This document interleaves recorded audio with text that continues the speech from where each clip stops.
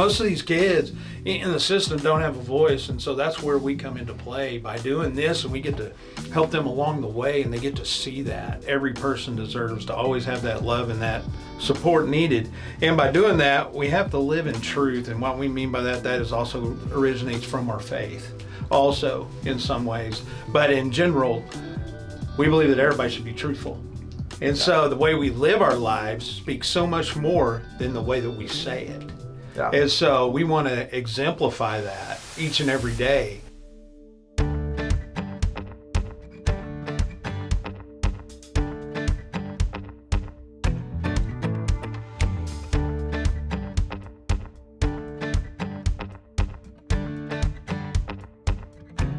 What's going on, everybody? Kyle Powers here, Haven Real Estate Group at eXp Realty, here with another episode of Local Legends of the Flint Hills, where business meets community. You guys, I have an extremely, very special guest for the show today, and I am here with Kim and Ginger Vass with Camp Lit, Living in Truth. These guys are very near and dear to my heart. I've known them for quite some time now and love what they're doing. So guys, thank you so much for joining me today. I appreciate it. Thanks for having us, Kyle. Of course. So I'm excited to dive in and let you guys kind of tell the story of Camp Lit and where that kind of came to life. So let's kind of jump in and see what came from, where would the inspiration for Camp Lit, where did that come from?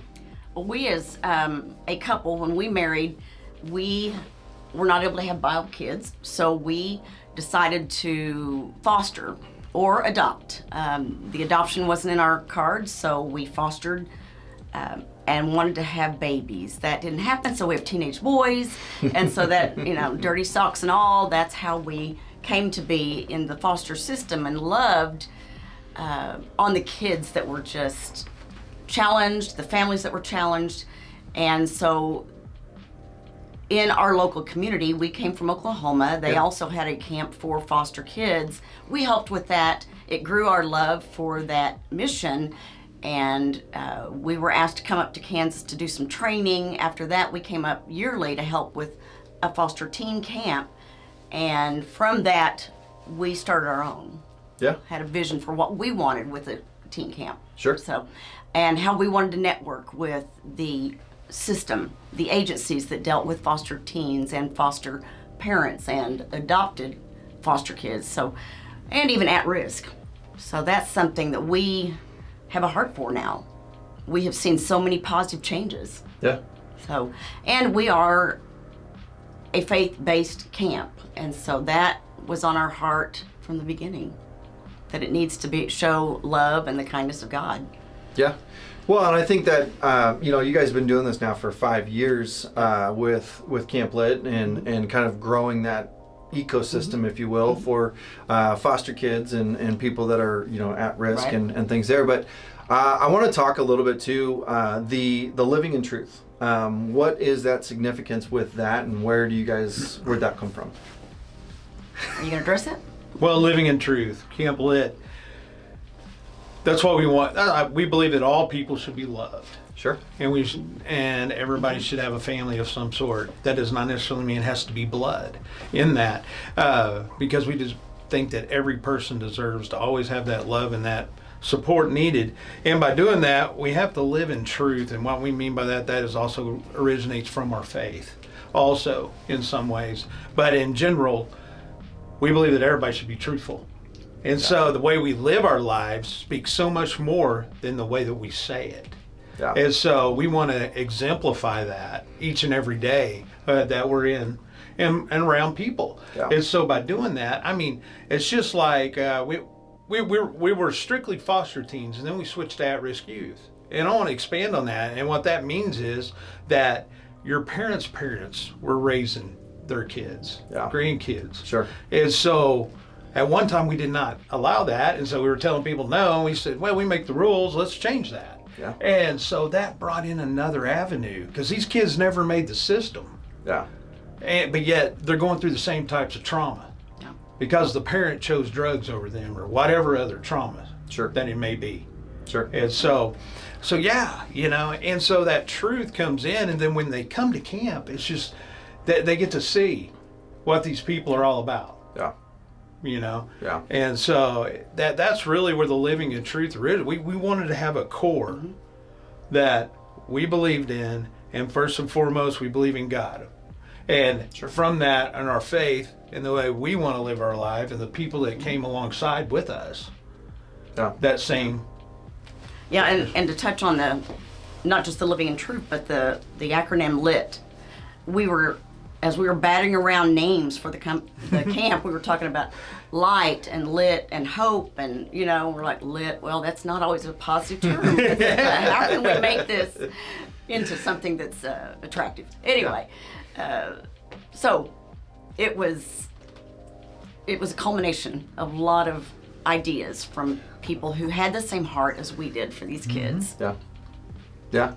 Well, and I think it's, the big one is being truthful to yourself, being truthful to the people around you, and being truthful to what's in your heart and that sense of it. So I love where you guys have taken that and continue to tie it back to a faith-based thing too. I think that's a big piece that's missing. Quite often, honestly, quite missing in a lot of people. So I love that. So guys, I know that the camp you host is local. You host 3 every single summer, every single year. Expand on what each of those camps are and what that entails. We cater to teens ages 12 to 15. We have a gender camp, boys camp, girls camp. And the reason we separate those is because of the hormones that rage about that time.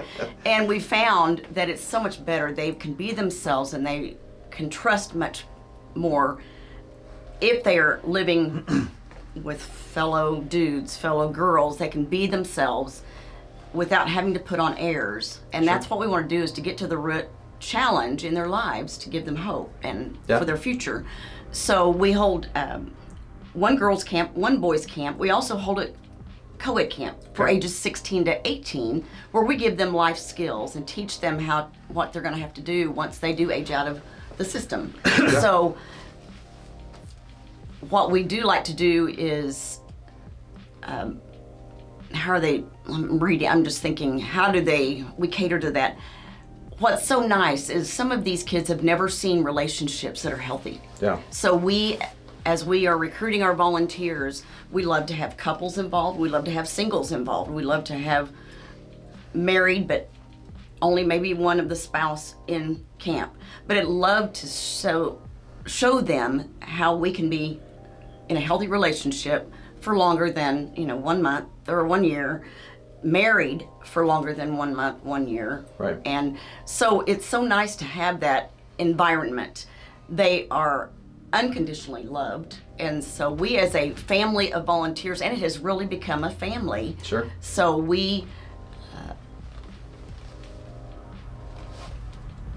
make it as stress-free as possible. They have as much food as they want. They have freedom of some sort to be themselves. We want it to be a safe place for them to be themselves.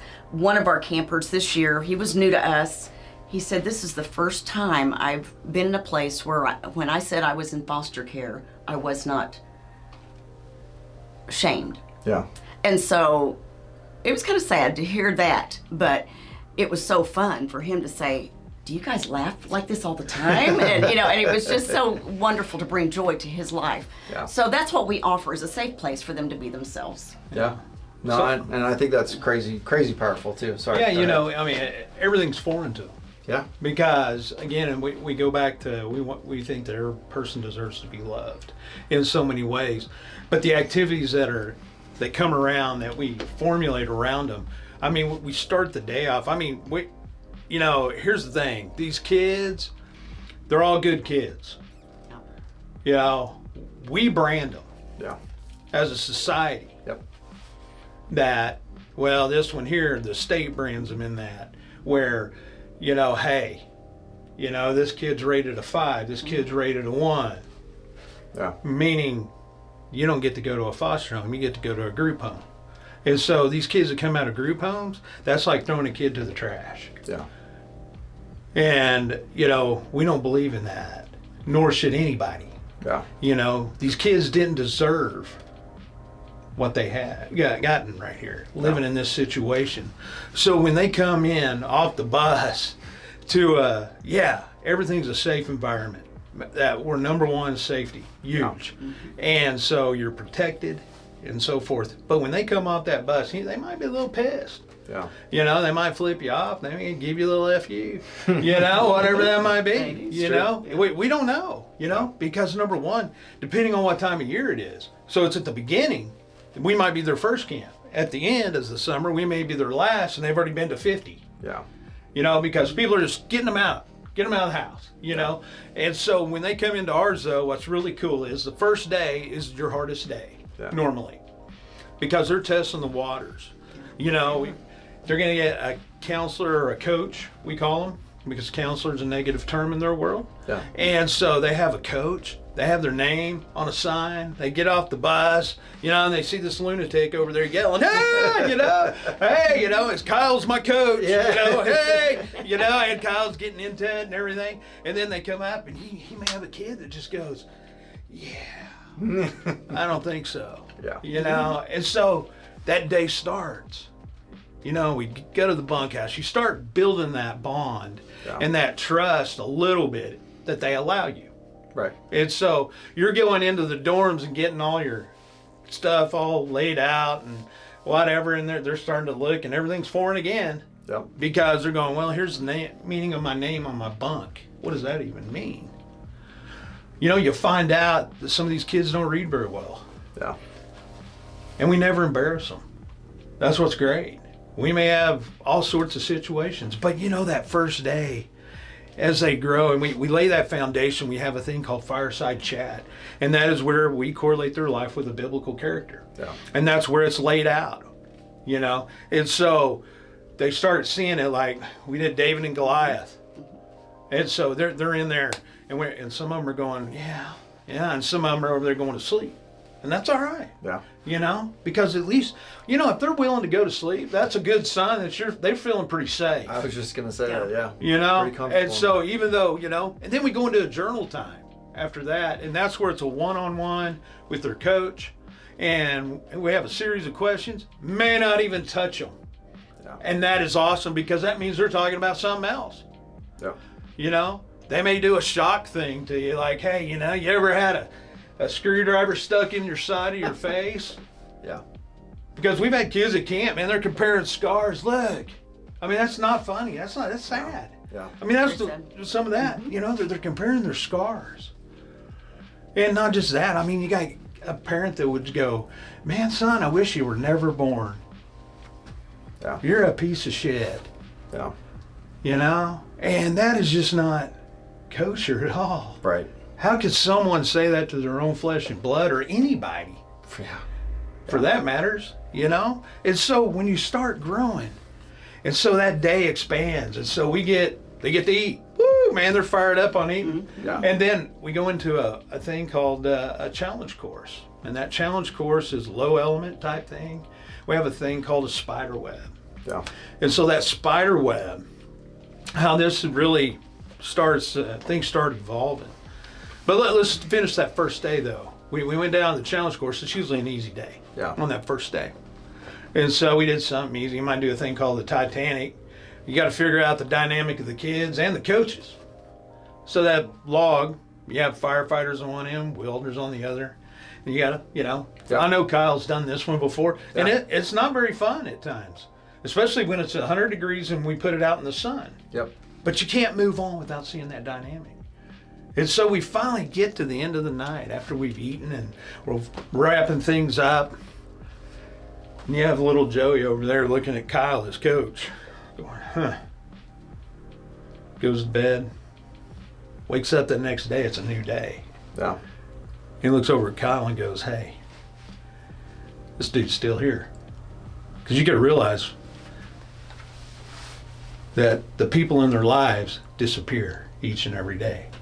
Yeah. Or they're paid to be there, which Kyle is not, nor anyone that volunteers. And then little Joey goes, well, I made it through the night and didn't get molested. Yeah. This dude must be for real. These people must be for real. Yeah. But you have to get past that first day a lot of times. Sometimes second day. Yeah. Just depends. Yeah. You know, but here's the thing. With each day as it evolves, and they do arts and crafts, everything connects. There's not one thing greater than the other.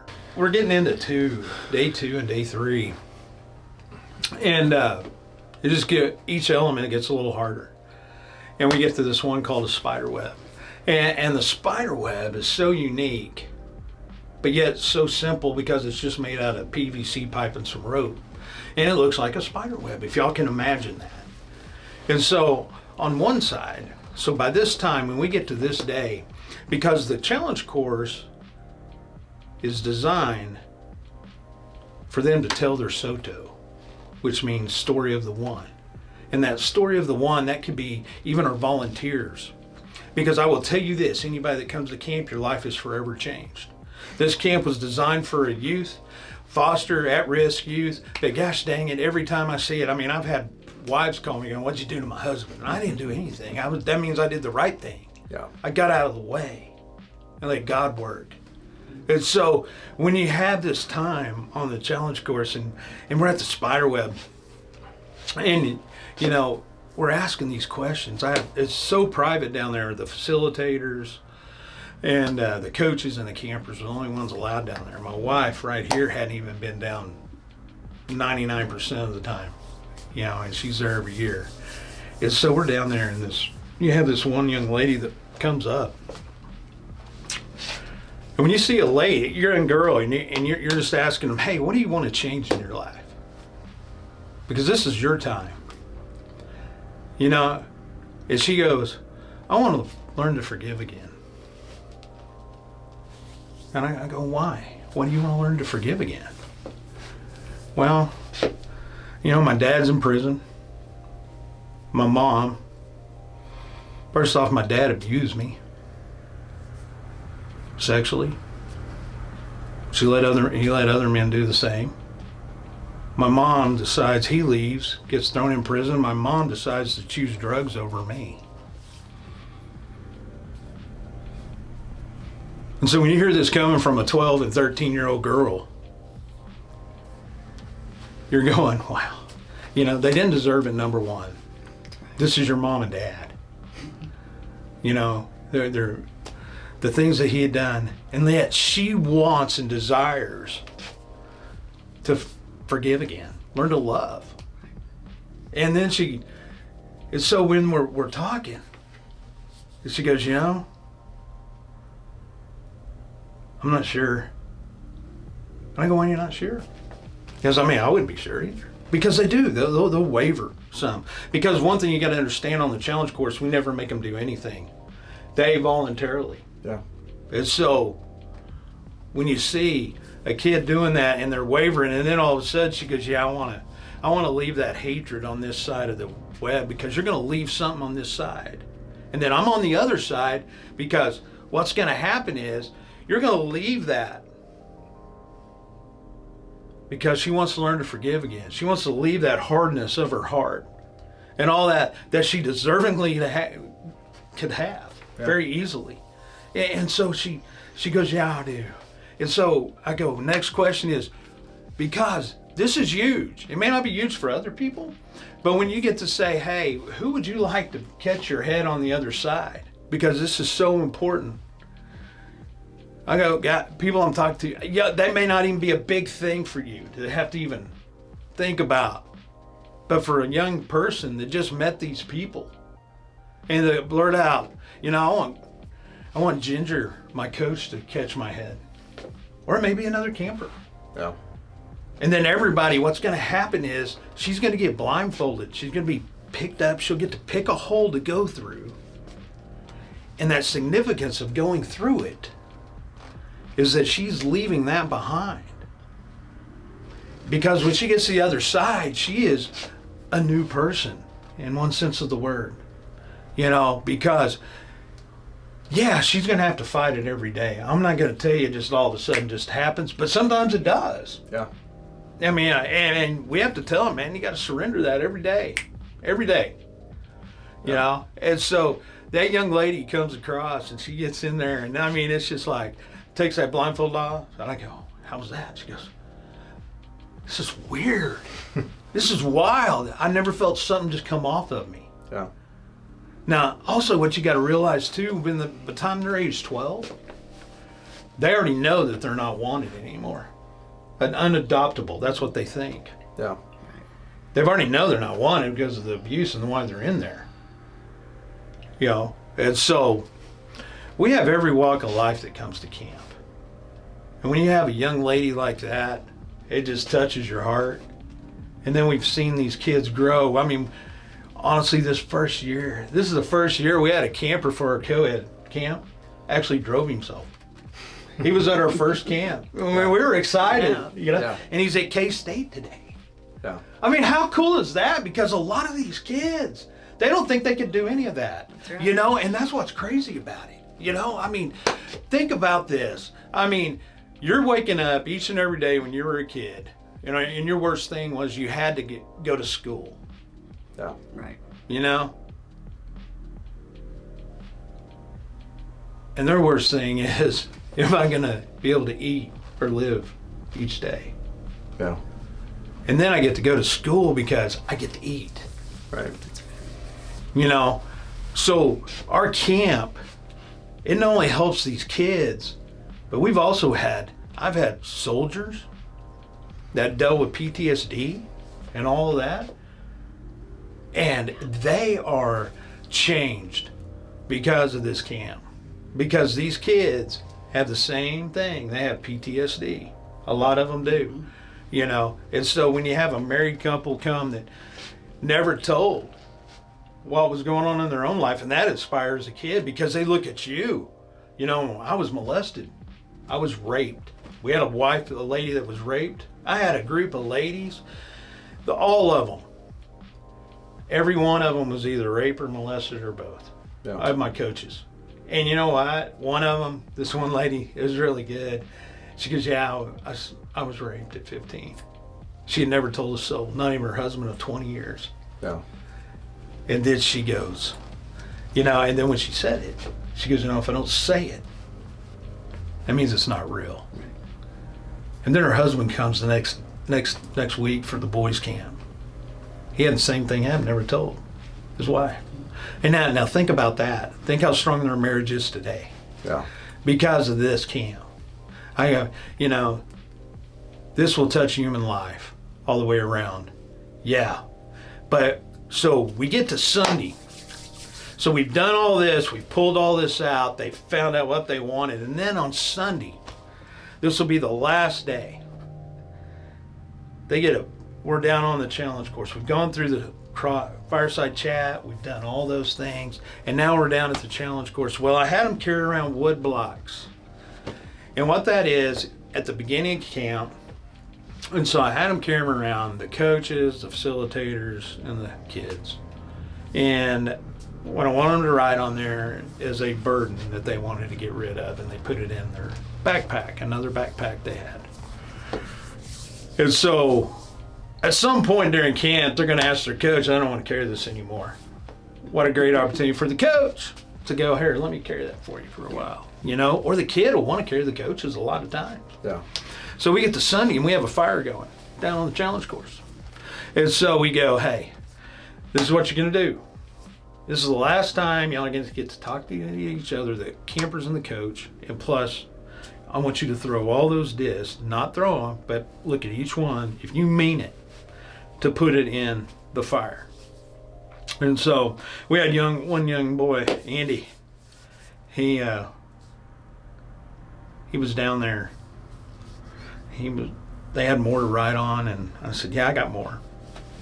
So he was putting one in, the other one's like that. And he didn't believe in God or anything, but you know, he got down to the last one, and all of a sudden he just yells it out. This is my unbelief. And he throws it in the fire. And you know, that was so cool to see him transform just right there. I mean, we had the opportunity to baptize him. We do baptize. But here's the thing. This is your last day to get to talk into that coach and into that camper. And we asked the question, what was it like to have Kyle for a coach for 4 days? He has little Joey. He looks up at Kyle and goes, man, if I had a dad, I wish it'd be you. You want to talk about heartbreaking? Yeah. I mean, wow. Talk about, that's the way he looks at you as a father. Yeah. You know, Ginger and I, we think of all these kids as our kids. Yeah. We may not have had kids, could be able to biologically have them, but we have a ton of kids, and we've been doing this a long time. And, but the girls, same ways. I've had a mom. What I love about Ginger is her heart as a mom. These kids, each her and the volunteers that she does, takes care of them. The one thing they go in for is they love her hugs. And that is such a unique gift to have. Yeah. Because if everybody could get a hug each and every day, it'd be a lot better in life. I truly believe that. And so we get done with that part of the challenge course, and we go into the last thing that evening, and that is they get a picture booklet. There's over thousands of photos taken those 4 days. Right. And so at the beginning of camp, they were given a backpack first. And inside that backpack was a Bible, what else was A it? blanket. Blanket. Personalized camplet blanket. Yeah. Did you say Bible? Mm-hmm. Socks. Yeah. Pens. And they got a hygiene bag Hygiene bags. and a backpack in there. And so they get that. And then they get this picture booklet. And as every year we've done these over the last 18 years, we've done them with our other camps and here. They will never forget the picture booklet when they get moved. They look at that because there was one young boy, he looks at his picture booklet and he goes, that's me. I can have fun. He's never seen himself have fun. He couldn't believe he could have fun. Or smile. He goes, that is me. And you see a kid do that. I mean, when's the last time, you need to ask yourself, when's the last time you seen someone look at a picture and go, I can have fun. Yeah. I can dream. Because these kids don't dream. And so they're learning. So that last day, and it's a hard day too, because it's one that tears are going to roll. Because these kids are going to go, and sometimes we may never see them again. But we got to hope and pray that seed was planted and it continues to get watered. And so, anyway, so what we do is we have a video at the end of camp. And it was all the highlights of everything we did. We did capture the flag. We did a prom for the girls. We did all these things. Yeah. And so, and then we just rip the Band-Aid off and everybody leaves. All the kids leave. Because got the hugs, the tears, I don't want to leave. Some of these kids, you got to understand, don't even know where they're going. But what you find out and what you see at the end of camp, which is really cool, is that growth. They've learned to trust. They figured out that there is people out there that they can trust. And God our Father is number one, that he loves all. And there's people that we love each other. You find out these kids, all of a sudden, they got a voice. Because most of these kids in the system don't have a voice, and so that's where we come into play by doing this, and we get to help them along the way, and they get to see that experience in that. One other thing you really see it in is with the co-ed camp that I didn't really touch on a lot. And with that co-ed camp, with the life skills, we're teaching them budgeting. We teach them, we still have the fireside chat, we still have the challenge course, but we go into budgeting, what it costs to live in a day in America, what jobs out there, and what they pay, what's it going to take. Because minimum wage doesn't cut it. You're going to have 3 or 4 of those jobs to even make ends meet. And so when you see that, and then also the things that we're willing to stay with them after they age out. Because a lot of these kids, when they get to that point of aging out, they're going, oh man, I'm just ready to not be told what to do anymore. You got to understand, these 16 to 18 year olds, they really aren't probably going to get adopted anymore. Yeah. And the other side of that is this. Oh, we tell them we're sorry what happened to you, but here's the deal. You got a choice. You can either allow what's happened to you to define you the rest of your life, or you can move on and use this and let us help you in that support system that you so desired. You know, because all these kids, as much as they want freedom, they love structure. Yeah. You know, and so at the end of the day, though, I mean, what you see at the end of that, they get to have that time of budgeting, that time with their coach, and it's real laid back. We teach them how to talk one-on-one. You know, we have that conversation in meals. We take them grocery shopping. They got to hit that budget. We get excited, man, when they do it at the grocery store. It gets everybody off. What's going on? You know. And so we have Dylan's manager coming over taking pictures, and then we take them back, and then they get to cook. You know, you ever seen kids in a kitchen where, you know, you tell them, hey, man, we're gonna need you to cook, and then we're gonna need you to clean up. Yeah. At that age, what do you think they're doing? Not too happy about it, are they? No. These kids love it. Yeah. They love it. You know, they got to make spaghetti. Yeah. They got to be in there and clean up. Yeah. You know, I mean, how cool. Well, and I think as a society, we take for granted. I mean, you said it a couple times. We take for granted these little things that we instill in our kids, and these little things that we're able to pass on and things that way. But unfortunately, there is this epidemic, right? There is this epidemic of people not taking care of their kids and the foster care system in general. So I love that you guys are able to really kind of take,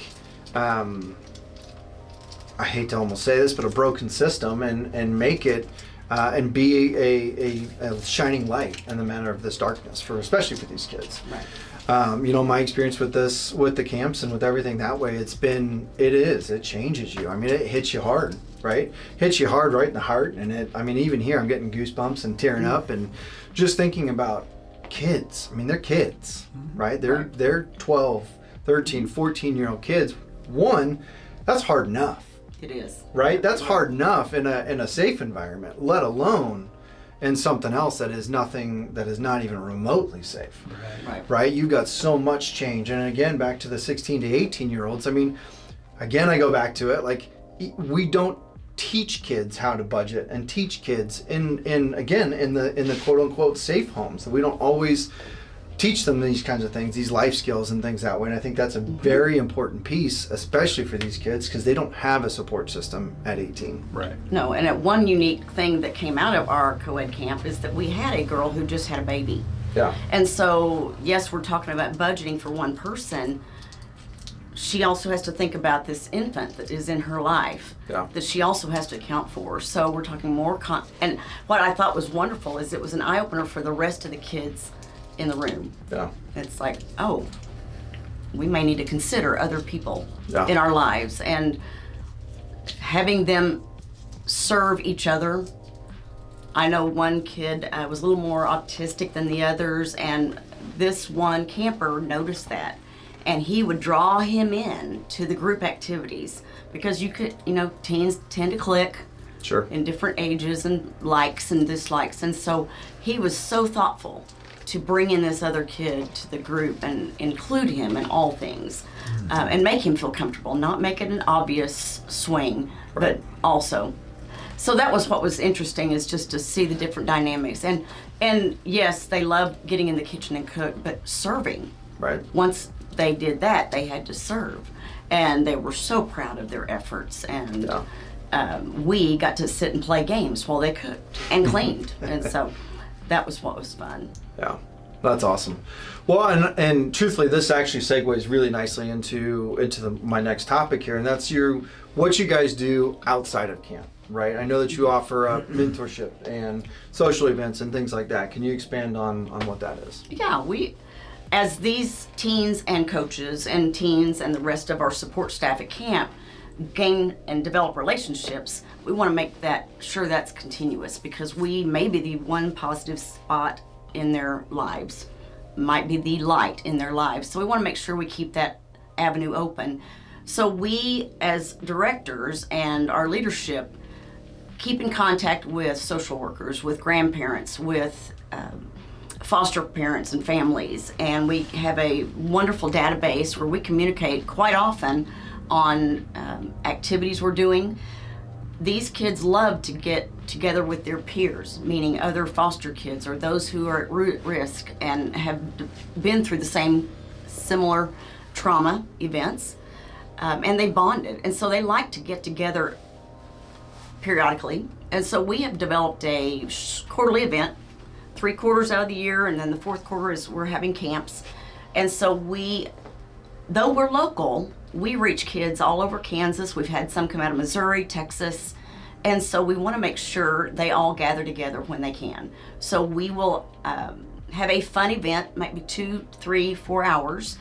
It's free. That's what we do as an organization. We are nonprofit. We are volunteer based. Kim and I as directors don't get a salary. So all of that is funneled to the kids. So we want to make sure everything's free for them. Show up, bring your foster brothers and sisters with you. Yeah. It's not only strictly to the campers. Right. Yeah. This is another way of we get exposed. We get with having more kids come to camp because we open this up to all kids in the system.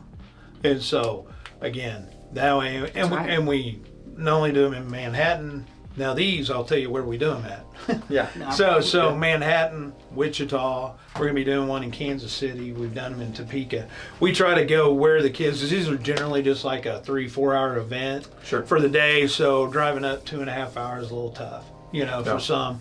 But, our volunteers are the key to this whole thing because we've expanded so much over the last year due to we had some volunteers. We had one in particular step up on the aspect of social media and taking over our email stuff.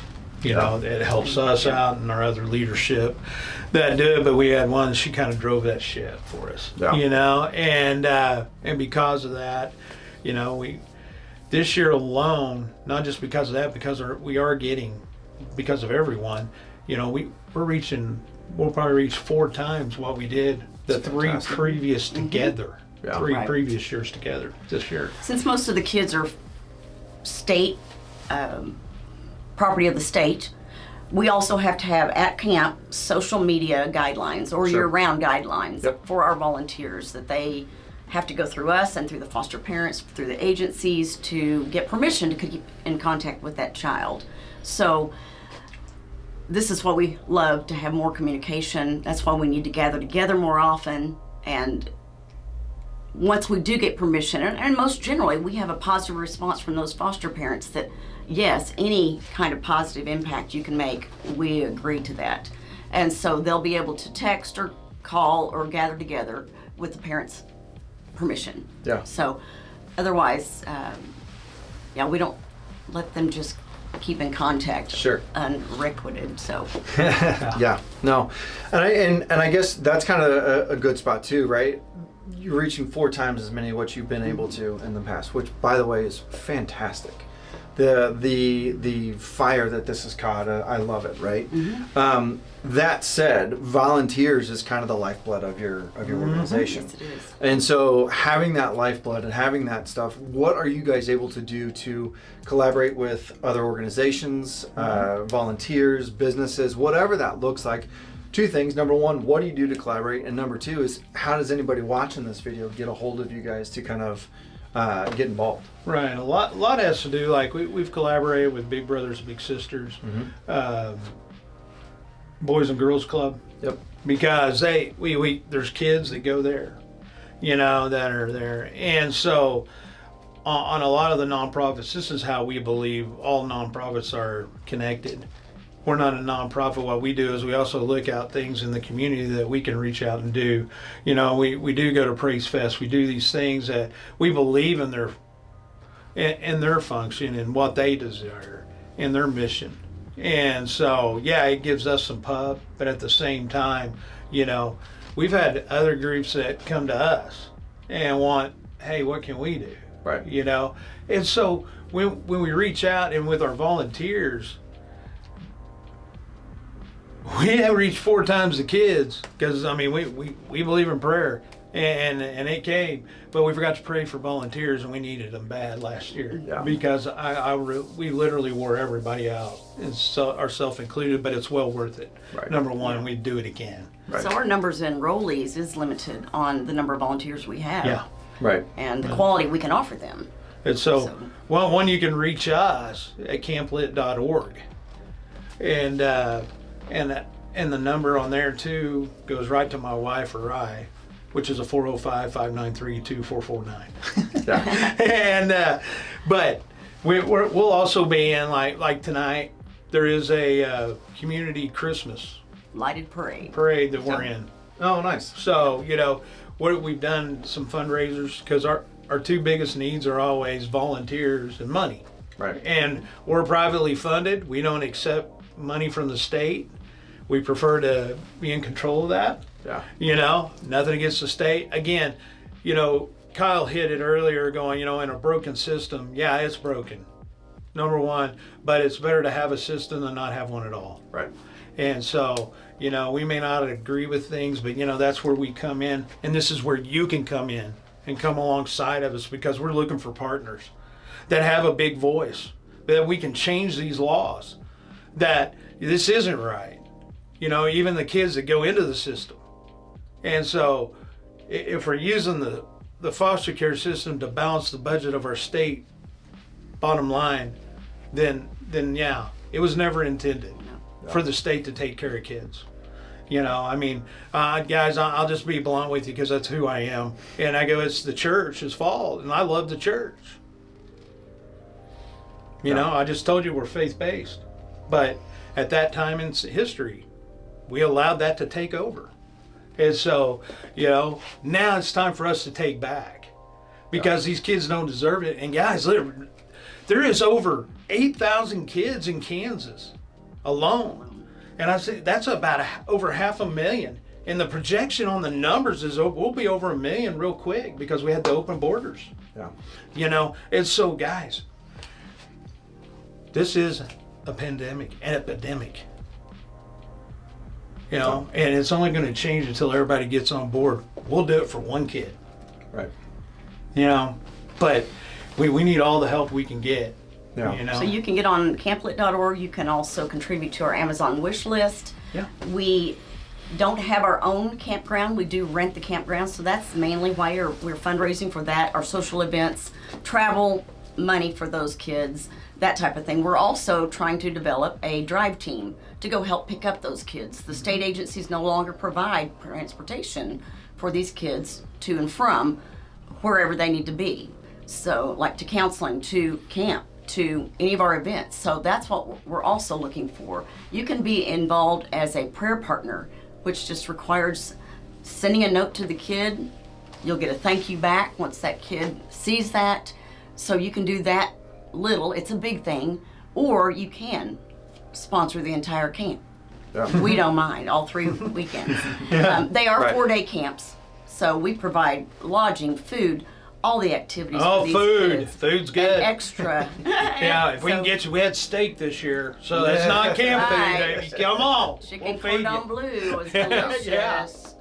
Yeah. So as much as or as little as you want, Yeah. we would welcome it. Well, and I think that right there, right? I think that hits onto a lot of things. It hits onto your mission. It hits onto your future vision. It hits onto a lot of that stuff. But I think, however big or small, whatever that looks like for it, right? A prayer Right. partner, while somebody sitting there watching this may not think that's a big thing, but that's a huge opportunity. And here's the thing, Kyle, with that too is, if you don't believe in prayer, we still want you. Right. Oh yeah. And we want every walk of life to come to camp. Yep. Yep. You don't have to have grown up in a healthy home. We have lots of foster coaches or who've been in the foster system. Yeah. And it's pretty interesting how our campers or kids that come to our events, they look at those coaches, grown people who have established themselves well in the community or in a job or a career, and they, what? You mean you used to run away from home too? Yeah. You used to have this issue? Yeah. Well, and on the can flip side of that too, though, right? Yeah. I think the flip side of that is that you don't have to come from a broken home to help Absolutely kids. not. And I think that's We a big piece of that, right? Like, anybody watching this has to understand, like, That's right. even with the kids, right? Not every one of these kids has been abused. Not every one of these No. kids is in the system because of something like that. It could have been a tragic accident and the parents passed Right. away and there was no one to take care of them, right? They're not all in there because of these dark issues kind of things, That's right? right.